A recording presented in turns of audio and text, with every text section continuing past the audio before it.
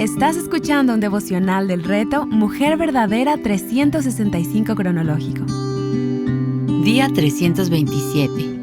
Hechos capítulos 15 y 16. Escrito por Laura González de Chávez, leído por Mirna Ortiz. En estos capítulos nos encontramos con Timoteo, quien se convierte en hijo espiritual y discípulo de Pablo en su segundo viaje misionero. Timoteo era hijo de una mujer judía y de padre griego. Más adelante conocemos acerca de la influencia que su abuela Loida y su madre Eunice tuvieron en él. No debe sorprendernos leer que muchos hablaban elogiosamente de él. Timoteo, Pablo y Silas viajan juntos hacia Frigia, Galacia, Misia, Troas, Neápolis, Filipos y de ahí seguirán hacia Anfípolis, Apolonia, Tesalónica, Berea y Atenas. Puedes ver el mapa en la transcripción de este devocional en nuestra página web. Donde quiera que iban, predicaban el Evangelio en sinagogas a judíos y griegos. Seguir a Cristo frente a la burla y la persecución requiere valor, y a pesar de los alborotos, azotes, encarcelamientos y turbas envidiosas en su contra, las iglesias continuaban creciendo en número, impulsadas por la obra del Espíritu Santo, en medio de demostraciones grandiosas de su poder, como por ejemplo el terremoto en la cárcel y conversión del carcelero y su familia. Algunos conceptos a resaltar. Muchos judíos se habían convertido con el mensaje del Evangelio, pero supongo que no debió ser fácil para ellos desprenderse de tantos rituales y obras a las que estaban acostumbrados. Muchos querían imponer algunas cosas tales como la circuncisión conforme a la ley de Moisés, y esto ocasionó un debate en la iglesia primitiva. ¿Debían estos nuevos creyentes adoptar las doctrinas del judaísmo? Me vienen a la mente las palabras de Jesús. Nadie pone un remiendo de tela nueva en un vestido viejo, porque el remiendo al encogerse tira del vestido y se produce una rotura peor. Y nadie echa vino nuevo en odres viejos, porque entonces los odres se revientan, el vino se derrama y los odres se pierden, sino que se echa vino nuevo en odres nuevos y ambos se conservan. Mateo 9, versículos 16 y 17. Dios estaba haciendo algo nuevo.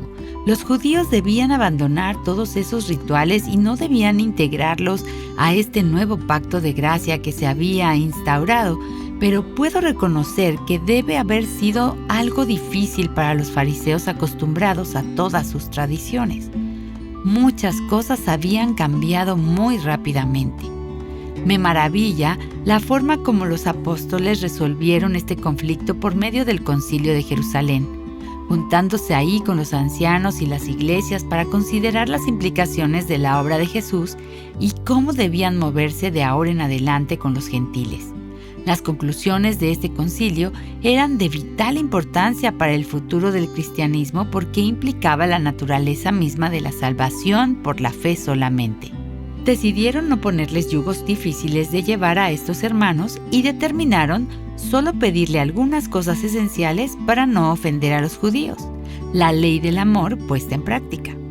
Ellos confiaron en la dirección del Espíritu Santo para llegar a esta determinación.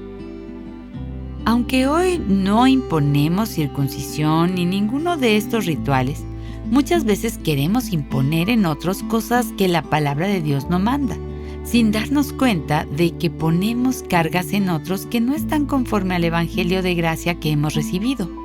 Algunas, entre muchas, de estas cosas pudieran ser. Número 1. Mandar el uso de una vestimenta específica para las mujeres. Aunque la motivación es buena, la modestia, no podemos legislar donde la Biblia no legisla, restando a la libertad cristiana que tenemos como creyentes. Número 2. Prohibir el maquillaje o las joyas en las mujeres, basados en que la conducta exterior no es la que debe preocuparnos sino la interior. Número 3. Legislar en cuanto a qué tipo de escuela deben ir nuestros hijos. Número 4.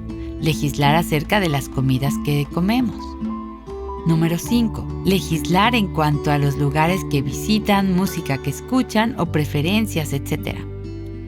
Al conocer la decisión del concilio, los hermanos se regocijaron cuando lo escucharon por el consuelo que les impartía.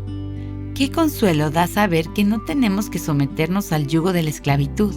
En Cristo somos libres, como lo veremos en los siguientes devocionales sobre Gálatas. Pablo y Bernabé laboraron juntos hasta el momento en que Bernabé quiere incluir a Juan Marcos en el próximo viaje misionero. Pablo se sentía defraudado por Marcos, ya que los había abandonado antes. Esto provocó un desacuerdo grande entre Bernabé y Pablo, y cada uno siguió por su lado haciendo la obra de Dios, aunque es posible que más adelante se hayan reconciliado.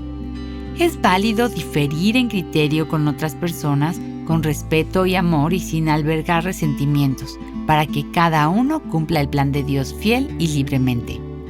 De nuevo, Dios nos recuerda que Él hace su obra a través de instrumentos débiles.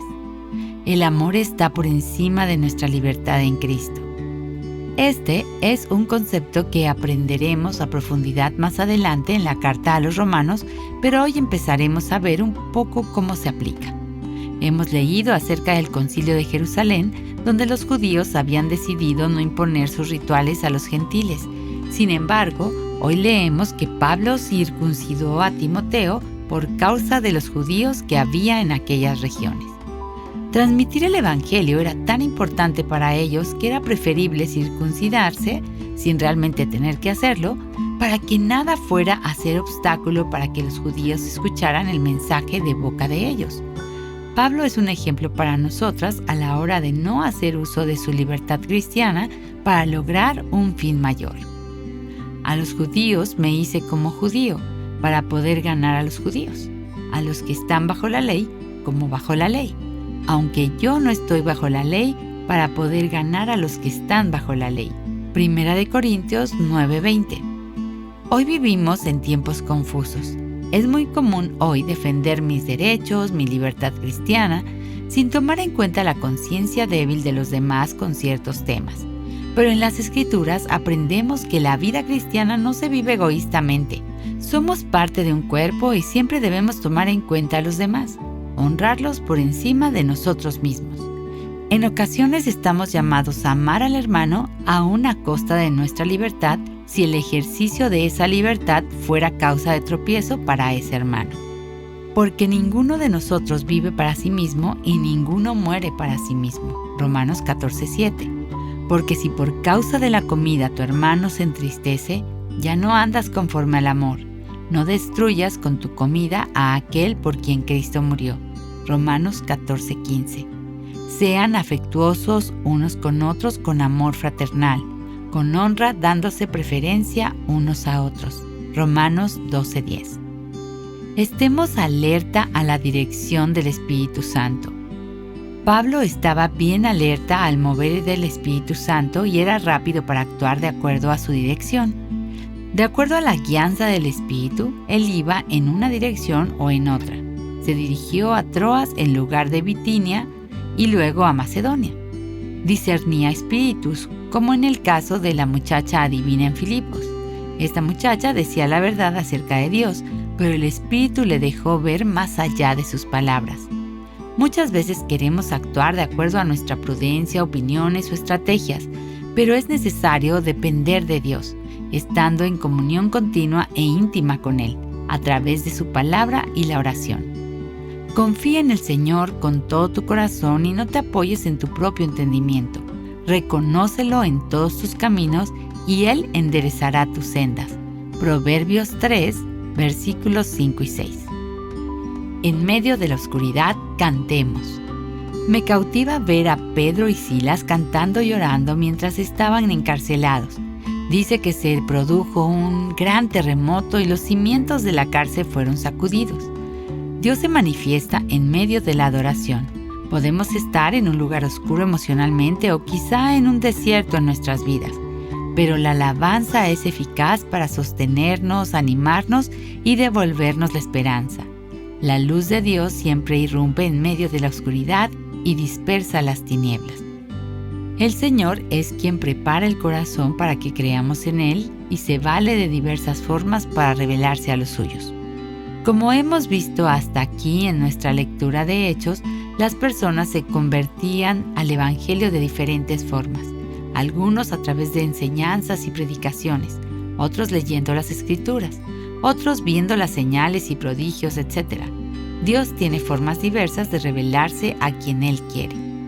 Hoy vemos el caso de Lidia, una mujer aparentemente religiosa, temerosa de Dios, pero Dios abrió su corazón para que recibiera el mensaje que Pablo trae. Una mujer fue la primera en convertirse al Evangelio en Europa. Ella le ofreció hospitalidad y apoyó su ministerio. También vemos el caso del carcelero que al ver lo que había acontecido ahí, solo pudo preguntar, ¿qué debo hacer para ser salvo?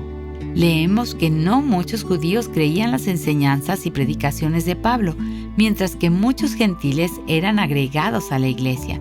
Todo ello por la soberana voluntad de Dios. Para meditar, ¿te consideras una persona legalista? ¿Por qué sí o por qué no? ¿Entiendes, vives y proclamas la libertad que Cristo ganó por ti en la cruz? Recuerda, para libertad fue que Cristo nos hizo libres. Por tanto, permanezcan firmes y no se sometan otra vez al yugo de esclavitud. Gálatas 5:1. ¿Hay alguna decisión importante que debas tomar?